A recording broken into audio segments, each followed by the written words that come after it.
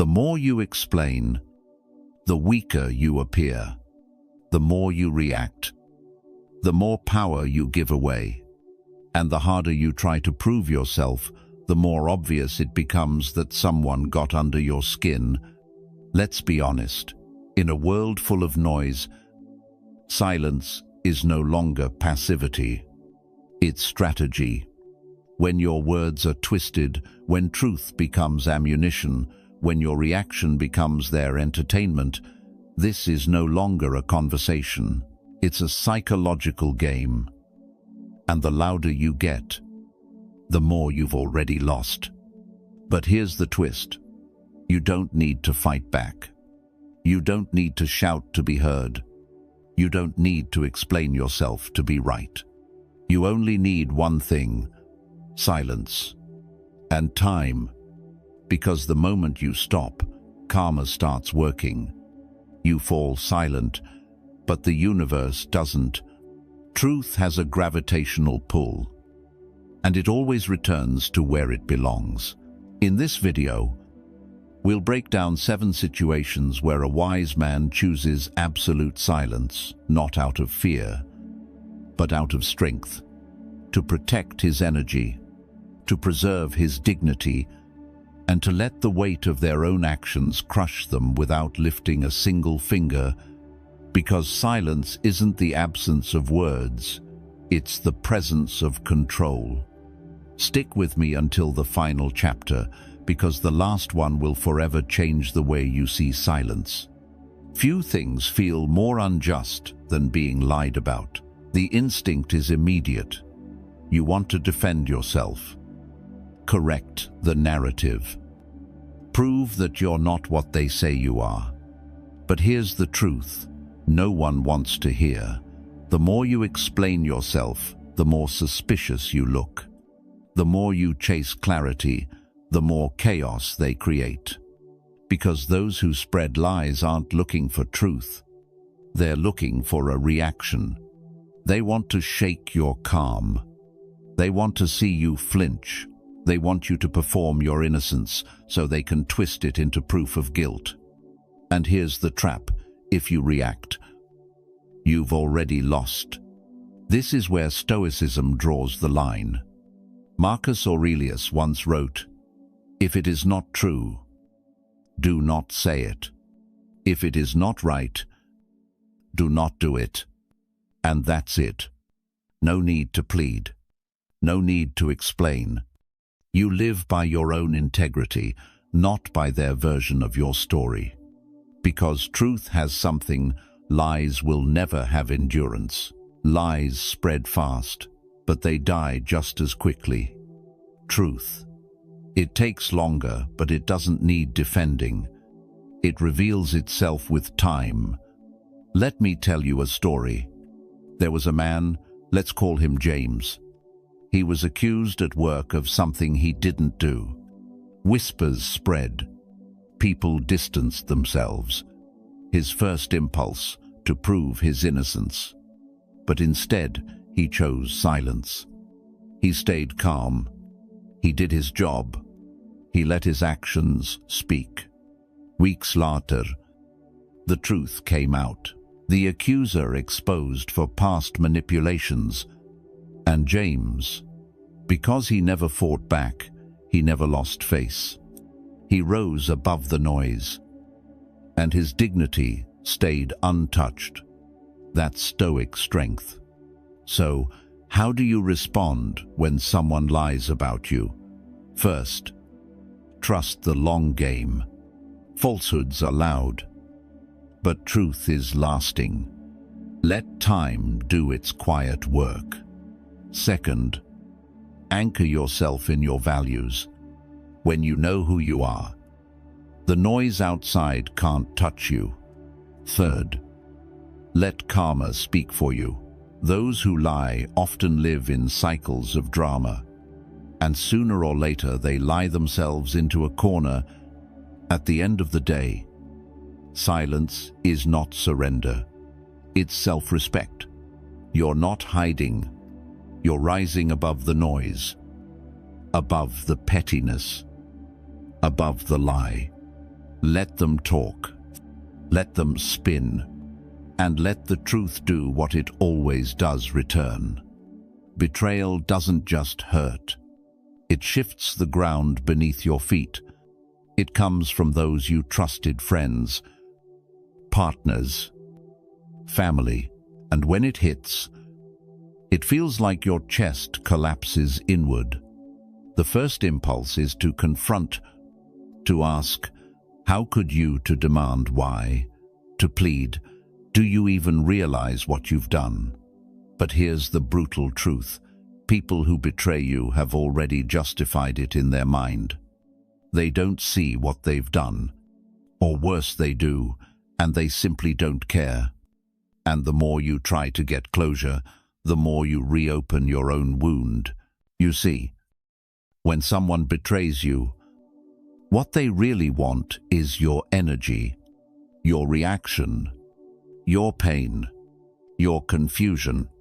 Why? Because that gives them power. That proves they mattered.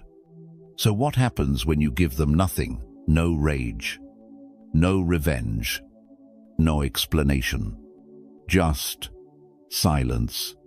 That's when they realize they didn't just lose access to your words.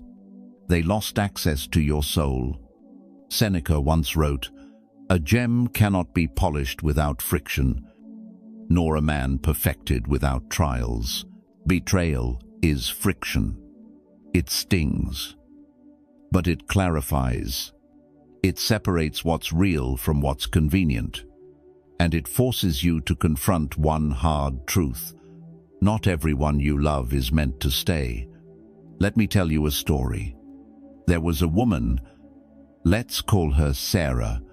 She had a best friend for over a decade. They shared everything: dreams, doubts, victories. But one day, Sarah found out that this friend had betrayed her, exposed her secrets, undermined her success. For what? Jealousy, insecurity, ego. At first, Sarah wanted a confrontation, to unleash everything, to make her feel the pain she caused. But instead, she chose silence. No fight, no drama, just a quiet exit. And do you know what happened? The friend waited for the blow-up. She was ready for the chaos. But all she got was absence. And that silence, it haunted her. Because silence has weight. It echoes louder than any argument ever could. So when betrayal finds you, and it will remember this, first, accept who they really are. Don't cling to who you thought they were. That version no longer exists. Second, don't waste breath on someone who already wrote your value in pencil. You don't need to make them understand what they chose to ignore.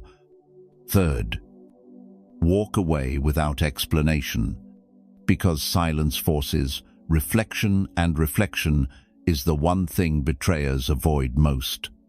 At the end of the day, you are not the one who lost.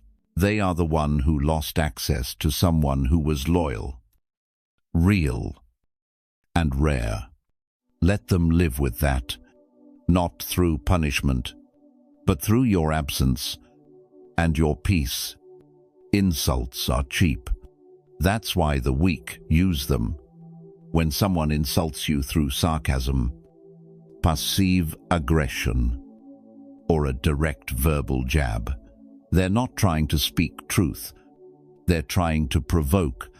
They want your reaction, because your reaction is their validation. And the moment you snap back, raise your voice, or defend yourself, you've handed them exactly what they wanted: control. It doesn't matter how clever your comeback is. If you respond, you've already played their game. And here's the part most people don't realize. You don't need to win the argument. You just need to not enter it. Marcus Aurelius once said, The best revenge is not to be like your enemy. Read that again. When someone insults you, they're inviting you down to their level, hoping you'll abandon your dignity and meet them in the mud. But a Stoic doesn't live in the mud. A Stoic doesn't flinch, doesn't fire back. He just observes, calm, still, unbothered. Let me tell you a story. There was a man, let's call him David. He had just earned a well-deserved promotion. At a company event, a jealous co-worker took a jab at him in front of the whole room. Wow, I guess they're giving promotions to just anyone now. Everyone turned to David, waiting for the reaction. But he didn't argue. He didn't defend. He looked the man in the eyes, smiled, and said absolutely nothing. Just silence. No comeback. No drama. And in that moment, David didn't just win the room. He won the war. Because silence, it strips power. And nothing frustrates an insulter more than being ignored. So, how do you handle insults? First, recognize what they're fishing for. They don't want the truth. They want to disrupt your peace. Don't let them. Second, let your stillness speak. When your face doesn't flinch, when your tone stays calm, it sends a message louder than words. You don't control me. Third, hold your frame. Confidence doesn't argue. Self-respect doesn't explain. When you refuse to lower yourself, they rise to nothing. At the end of the day, you don't need to match their noise. You need to master your silence, because real strength doesn't yell. It doesn't need to. And the most devastating answer to an insult is indifference. Some people don't want resolution. They want attention. They don't want to solve problems. They want to control the narrative. And the most effective way to do that, play the victim. They rewrite the story. They remove their role. They twist facts, shed tears. And suddenly, you become the villain. And the more you try to explain, the worse it gets. Because to everyone else, it looks like you're attacking someone who's already hurting. They've flipped the script. Now you're the aggressor, and they're the poor, misunderstood soul. This is not conflict. This is performance. And you've just been cast as the enemy. Stoic wisdom warns us of this trap. Epictetus once said, "To complain is always non-productive and never appropriate." Victim players don't complain for solutions. They complain for sympathy. And if you step in to defend yourself, you validate their performance. The only winning move is silence. Let me tell you a story. There was a woman, let's call her Rachel. She had a co-worker who constantly twisted reality. Whenever she was held accountable, she'd cry, deflect, and shift blame. Rachel tried to stay logical. She brought proof. She stayed calm. She explained the facts. And it backfired every time. Because while Rachel was speaking facts, the other woman was playing emotions. And in the court of public opinion, emotion wins when reason argues too long. So Rachel stopped. No more defense. No more counterpoints. Just quiet.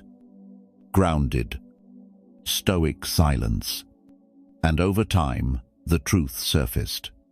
People started seeing the pattern. They realized this person always had a sob story, always a new enemy, always a new injustice. And just like that, the act collapsed. So how do you handle a manipulative victim? First, don't defend yourself. They're not listening. They're acting.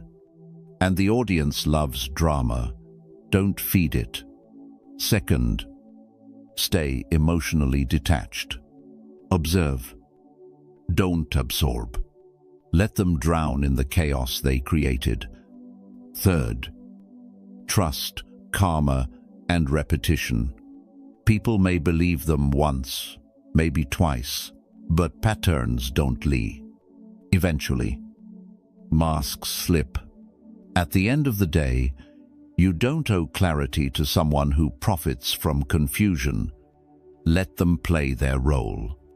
Let them gather their audience. Let them run their script. Because sooner or later, the show ends.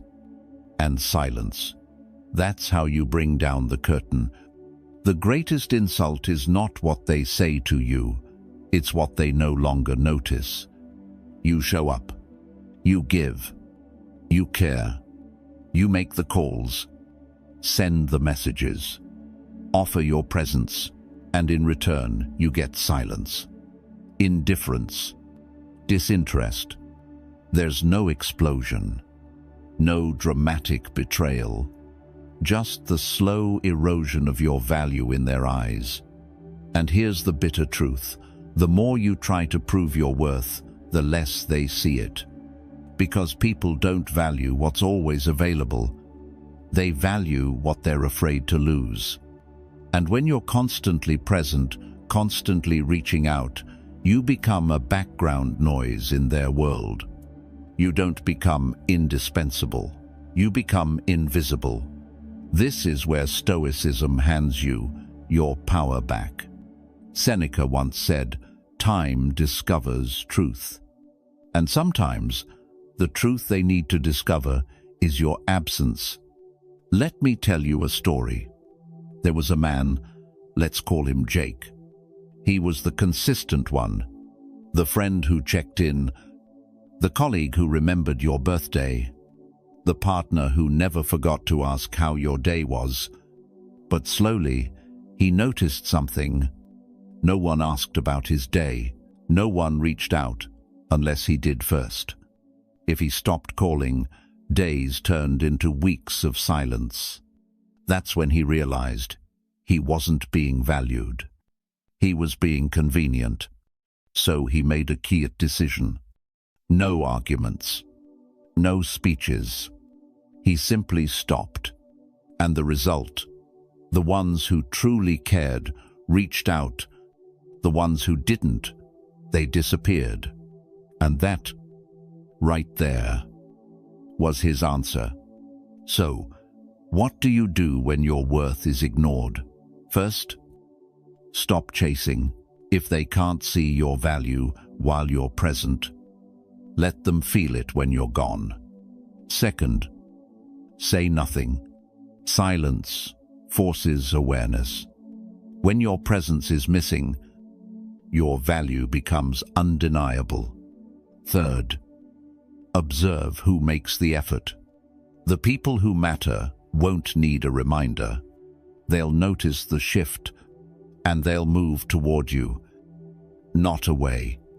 At the end of the day, you don't prove your worth with effort. You prove it with distance, because those who deserve your energy will feel the silence, and those who don't were never meant to have it. Let your absence speak. Let it echo in the space they once took for granted, and never beg to be seen by those who closed their eyes. Some people don't want peace. They want a reaction. They poke. They prod. They say things they know will sting, not because they're brave, but because it's the only way they feel powerful. And the moment you flinch, they win. The moment you argue, they feed. The moment you let your emotions rise, they know they've got you. Here's the truth most people miss. The goal isn't conflict. The goal is control.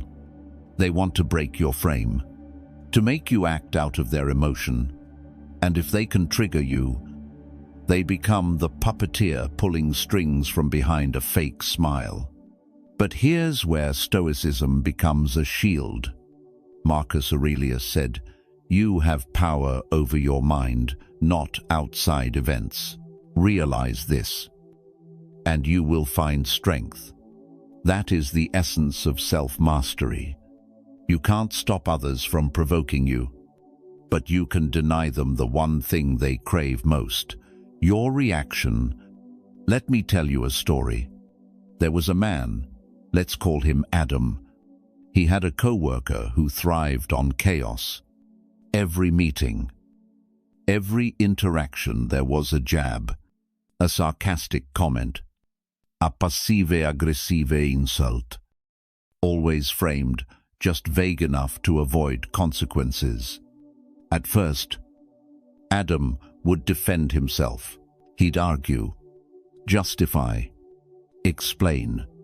And every time he left the room, more exhausted than before, until one day, he made a shift.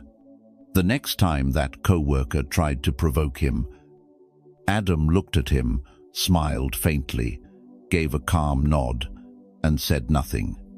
Just silence. No eye rolls. No sighs. No tension. Pure detachment. And the result?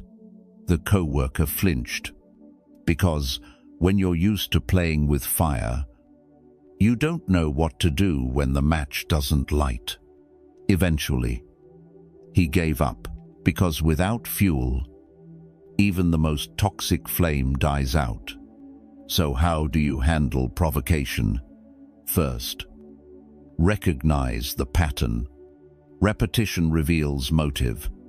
If someone always stirs conflict, it's not personal. It's strategic.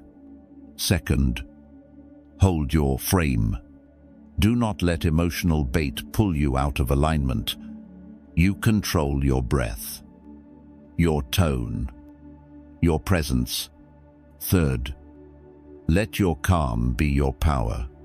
The more unshakable you become, the more powerless they feel. At the end of the day, not everything that provokes you deserves your energy. And not every opponent is worth a response. The strongest man in the room isn't the loudest.